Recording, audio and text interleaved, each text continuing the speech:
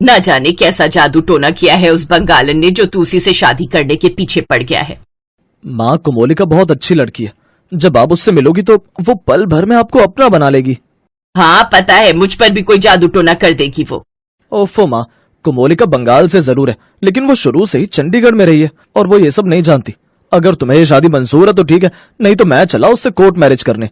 प्रांजल ने अपनी माँ को बहुत समझाया लेकिन वो नहीं मानी। फिर हार थक कर उसने अपनी माँ की मर्जी के खिलाफ जाकर कोमोलिका से शादी कर ली। कोमोलिका जब अपने ससुराल पहुंची तो दहलीज पर ही रुक गई। क्या हुआ कोमोलिका, अंदर आओ। प्रांजल, माँ जी हमारे स्वागत के लिए नहीं आएंगी क्या? नहीं कोमोलिका, वो हमारी शादी से नाराज है। चलो अब अंदर आओ। कोमोलिका अंदर गई और अपनी सास के कमरे में जाकर उनके पांव छूकर कहने लगी, माँ जी मुझे एक बार मौका तो दीजिए, मैं आपको कभी भी शिकायत का मौका नहीं दूंगी। मौका तो मैं तुझे नहीं दूंगी इस घर में टिकने का, चालाक लोमड़ी कहीं की। कोमोलिका को समझते देर नहीं लगी कि रूठी हुई सास को मनाना कोई आसान काम नहीं है। फिर शाम को कोमोलिका अपनी सास के लिए चाय बना कर लाई।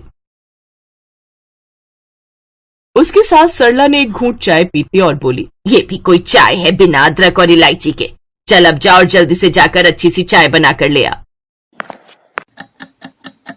कोमोलिका फिर से चाय लेकर आई। ऐसे ही समय बढ़ता गया और सरला का ड्रामा भी। कोमोलिका सरला को खुश करने की पूरी कोशिश करती, लेकिन सरला थी कि गुस्सा छोड़ने का नाम ही नहीं ले रही थी। धीरे धीरे कोमोलिका की भी बस हो गई और वो दुखी होकर एक दिन प्रांजल से बोली, बस अब मैं और नहीं झेल सकती। प्रांजल, मैं सारा दिन घर का काम करती हूँ, ऊपर से इतना थक जाती हूँ कि शाम को सोते वक्त हड्डियां दुखती हैं। लेकिन माँ जी की मेरी किसी भी काम से खुशी नहीं होती यार। अब तुम ही बताओ, क्या धूप बत्ती लेकर उनकी पूजा करूँ तब प्रसन्न होंगी मुझसे देवी? मैंने तो तुम्हें पहले ही कहा था कि माँ जी तुम्हें पसंद नहीं करती और थोड़ा वक्त तो लगेगा इन सब में। अच्छा, अब मुझे जरूरी काम से शहर से बाहर जाना है, लौटने में काफी दिन लग जाएंगे। तुम अपना ख्याल रखना। प्रांजल तो चला गया, लेकिन अब सरला कोमोलिका को और भी परेशान करने लगी। उसने रसोई में ताला तक लगा दिया। अब भूखी रहेगी ना तो अपने आप अकल ठिकाने आएगी इस बंगालन की, उसके बाद तो इसे यहाँ से चलता कर दूंगी। सुबह कोमोलिका रसोई में गई तो देखा वहां ताला लगा हुआ था। अरे माँ जी, ये रसोई में ताला क्यों लगा दिया? मेरा घर मेरी मर्जी, जहां मर्जी ताला लगाऊं। लेकिन माँ जी खाना भी तो बनाना है। मैं तो चली अपनी सहेली के घर, उसके यहाँ आज दावत है और तू अपना देख ले। तुझे खाना खाना है तो अपने मायके चली जा, चाहे तो हमेशा के लिए मेरी बला से। ये कहकर सरला तो अपनी सहेली के घर चली गई, लेकिन कोमोलिका बेचारी अपनी फूटी किस्मत पर रोने लगी। वो सारा दिन भूखी प्यासी पड़ी रही, तभी दरवाजे पर एक साधु आया। भिक्षाम देहि। कोमोलिका रोते हुए कहने लगी, बाबा मैं आपको क्या ही दूं, मेरी सास ने तो रसोई में ताला लगा दिया और खुद दावत खाने अपनी सहेली के घर चली गई। सुबह से भूखी हो, कुछ नहीं खाया। तो तुम खिड़की से हाथ डालकर खाना बना लो। है, ये कैसा मजाक कर रहे हो आप? मेरे हाथ अंदर तक कैसे जाएंगे? मैं कोई चुड़ैल थोड़ी ना हूँ। और अगर मैं तुम्हारे हाथ लंबे कर दूं तो? सच में बाबा, ये तो चमत्कार हो जाएगा। फिर तो मैं अपने हाथ लंबे कर खिड़की से ही खाना बना लूंगी। तो फिर ये लो अंगूठी, इसे पहनते ही तुम्हारे हाथ लंबे हो जाएंगे। कोमोलिका ने झट से वो अंगूठी पहनी और उसे पहनते ही उसके हाथ बहुत लंबे हो गए। अरे ये तो चमत्कार ही हो गया, मेरे हाथ तो सच में कितने लंबे हो गए। अब तो बड़ा मजा आएगा। बस फिर क्या था, उसने खिड़की से ही अपने हाथ लंबे कर लिए और अपने लिए मस्त वेज बिरयानी बनाकर खाई। शाम को जब सरला आई तो अपनी बहू को भूखी सोते हुए देखकर बहुत खुश हुई और बोली, अभी तो एक ही दिन हुआ है, अब आगे आगे देखते जाओ होता है क्या। एक दिन में लुढ़क गई तो आने वाले दिनों में तो मुरझाकर गिर गई। अगली सुबह उठकर कोमोलिका घर की सफाई करके कपड़े धोने चली गई।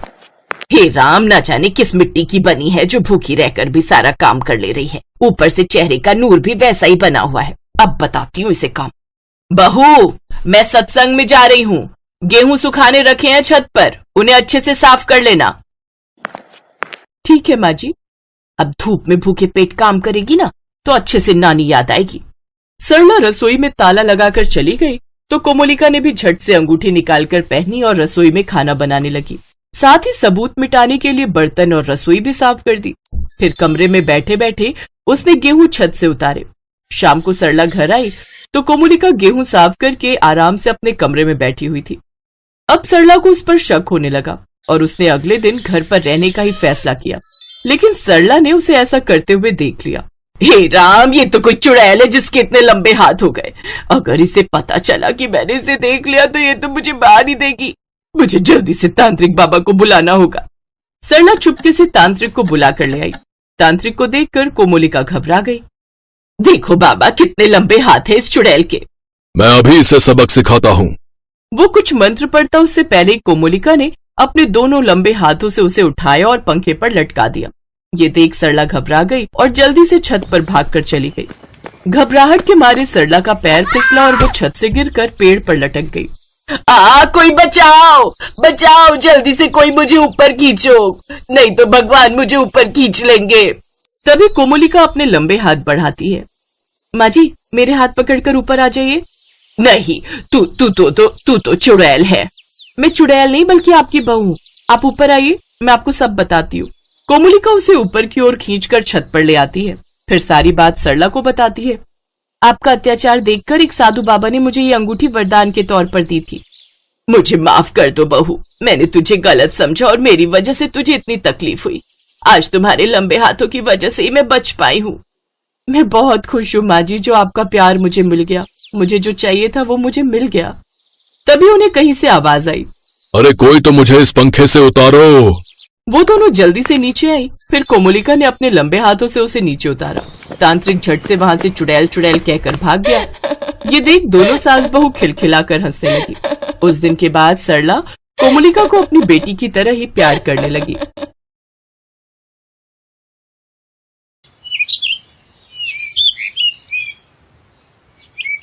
कौशल्या रात को अपने कमरे में सोई हुई थी। उसका कमरा घर के दूसरे माले पर था। वो खिड़की की तरफ मुंह करके आराम से सो रही थी। अचानक से उसकी नींद खुली।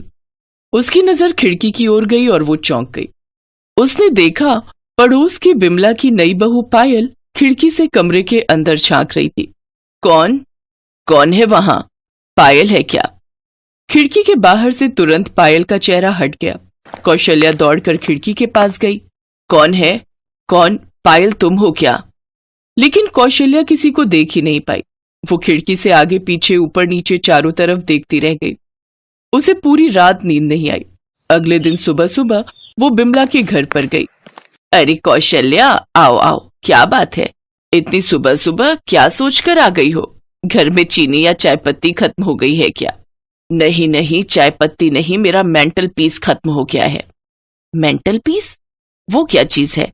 कोई नए किस्म का खाना है क्या? नहीं नहीं, मेंटल पीस मतलब मानसिक। छोड़ो, तुम नहीं समझोगी। अपनी बहू को बुलाओ। नई बहू? अरे ओ पायल, कौशल्या चाची आई हैं तुमसे मिलने, बाहर आओ जरा। पायल आंखें रगड़ते हुए कमरे से बाहर आई। क्या बात है कौशल्या चाची, इतनी सुबह? मैं तो सो रही थी। हाँ, रात को लोगों के कमरों में झांकोगी तो देर तक तो सोना ही पड़ेगा ना। लोगों के कमरों में झांकना? ये आप क्या कह रही हैं कौशल्या चाची? हाँ कौशल्या, ये क्या तुम उल्टा सीधा इल्जाम लगा रही हो मेरी नई बहू पर? मैंने कल रात साफ साफ तेरी बहू को मेरी खिड़की के बाहर देखा था। कल रात को मिलाकर लगातार 3 दिन से हो रहा है ये सब। क्या? आपके कमरे के बाहर? लेकिन आपका कमरा तो दूसरे माले पर है। हाँ वही तो, वहां क्या मेरी बहू उड़ कर जाएगी? या फिर जादुई शक्तियों से पैर लंबे कर लूंगी। कौशल्या चुप हो गई। उसे चुप देखकर बिमला ने कहा, कौशल्या तुम सो रही थी, तुमने सपना देखा होगा। जाओ घर जाओ और चाय पी लो। नहीं नहीं, मैं चाय बनाकर लाती हूँ। कौशल्या चाची, मेरे हाथ की चाय पियो।